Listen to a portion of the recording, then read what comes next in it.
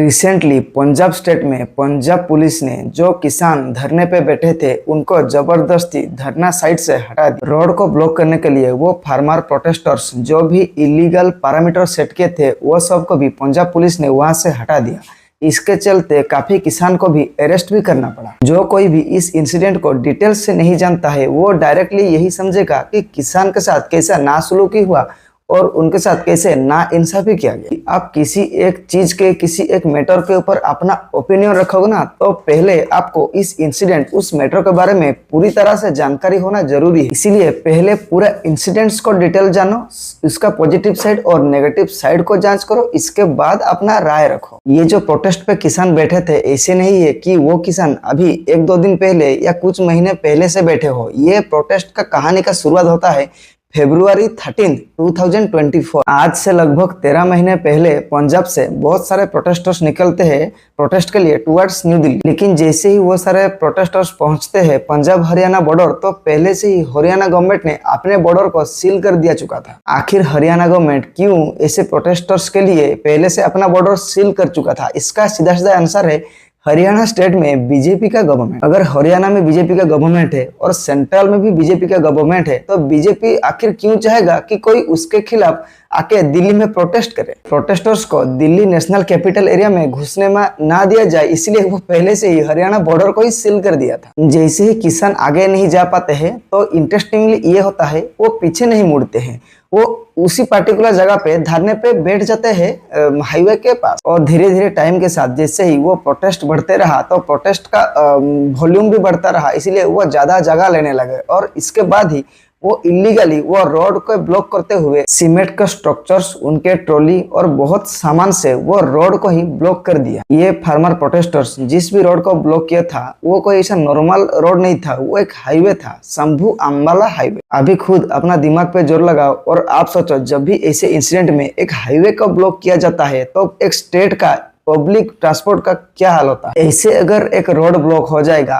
Public life वो तो जितना परेशानी में रहेगा वो तो दूसरा बात है, एक स्टेट का जीडीपी इकोनॉमी भी डाउन हो जाएगी। जिस दिन से ये प्रोटेस्ट शुरू हुआ था उस दिन से अभी तक बहुत डिस्कशन हो चुका है, बहुत डेलीगेट सेंट्रल गवर्नमेंट की तरफ से भी आए, स्टेट गवर्नमेंट की तरफ से भी आए, स्पेशल सेक्रेटरी आए, उनके साथ बहुत बातचीत हुआ लेकिन कभी भी कुछ फाइनल डिसीजन तक ही ये मैटर नहीं पहुंचा। इतने मल्टीपल फेलियर्स के बाद आखिर में पंजाब पुलिस और क्या करता है, इसीलिए पंजाब पुलिस ने ऐसे स्टेप उठाया, वो जबरदस्ती उस प्रोटेस्टर साइड से प्रोटेस्टर को हटाया और जो भी वो इलीगल कंस्ट्रक्शन किए थे रोड को ब्लॉक करने के लिए वो सब भी वो साफ किया। जैसे ही पंजाब पुलिस ने अपने ओर से रोड क्लियर कर दिया ठीक एक दिन बाद हरियाणा गवर्नमेंट ने भी जो मेजर प्रिकॉशन वो किसान को रोकने के लिए सेट किया था वो भी अपने ओर से वो हटा दिया। अभी उस हाईवे में नॉर्मल ट्रांसपोर्ट जारी हो गया है। अगर आप किसान फार्मर्स के प्रोटेस्ट को सपोर्ट करते हैं तो खुद से ही पूछिए क्या ये लीगल तरीका है अपना डिमांड को फुलफिल करने के लिए? अगर आप अपने डिमांड के फुलफिल के लिए प्रोटेस्ट पे बैठे हैं और रोड ब्लॉक करके बैठे हैं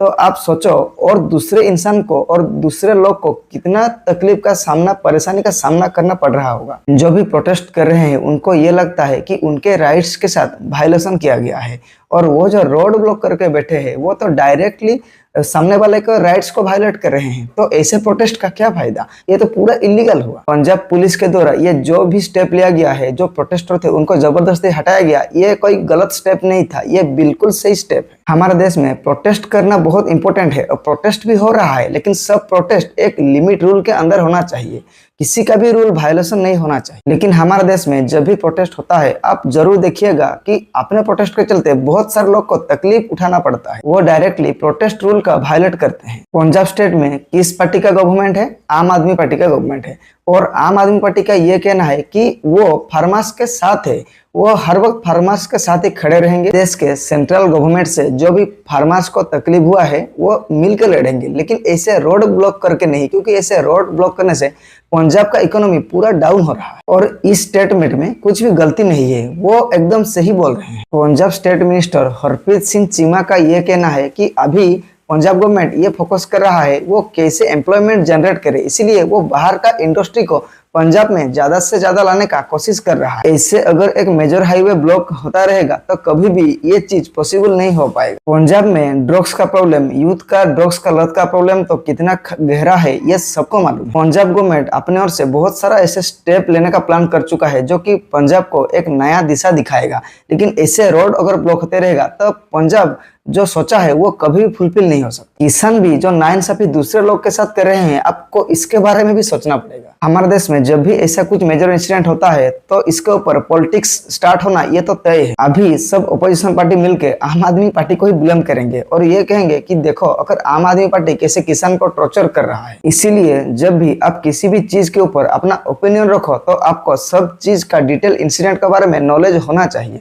तभी अपना ओपिनियन आप रखो। किसी भी चीज को ऊपर ऊपर से जज करके डायरेक्ट ओपिनियन दे देना ये कहाँ का समझदारी। आप किसी काम के लिए अगर गांव से निकल रहे हो तो आपका गांव का अगर रास्ता भी ब्लॉक रहेगा ना तो आपको कैसे लगेगा, आप थोड़ा खुद फील करके जज करो। और अगर ऐसे हाईवेज अगर साल भर के लिए ब्लॉक कर दिया जाएगा तो कितना तकलीफ और कितना बिजनेस डाउन और एक स्टेट को कितना लॉस का सामना कर रहा होगा ये आपको समझ में नहीं आएगा। ऐसे और इन्फॉर्मेटिव वीडियो के लिए हमारे साथ जुड़े रहिए, हमें सब्सक्राइब करना मत भूलिए। Thank you.